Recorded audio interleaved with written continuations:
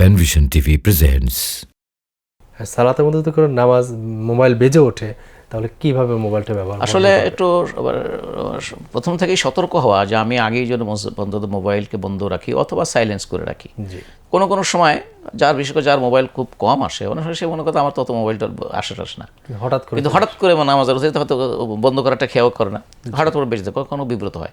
সেই অবস্থায় তিনি খুব দ্রুত সময়ের মধ্যে তার মোবাইলটার সুইচ হয়তো অফ করবে, অথবা ওখান থেকে যদি তাকে ভলিউম কমায় দেওয়ার অথবা যেটাকে বলা হয় মানে মিউট করা যদি সম্ভব হয়, তো খুব দ্রুত সময়ের মধ্যে করবে। কিন্তু ওটাকে পকেটে বাইর করে একেবারে নামাজের বাইরের মতো করে যদি এরকম, তাহলে কিন্তু সেটা অতিরিক্ত বেরিয়ে গিয়ে মনে হচ্ছে যে নামাজটা বেরিয়ে গেছে মনে হয় না। এই জন্য খুবই খুব দ্রুত সময়ের মধ্যে এটা বন্ধ করে দাও, অথবা পকেটের উপর দিয়ে চাপ দিয়ে করা যাবে, ভিতরে হাত দিয়ে করা যায় একটু সহজে দ্রুত সময়ের মধ্যে। জি।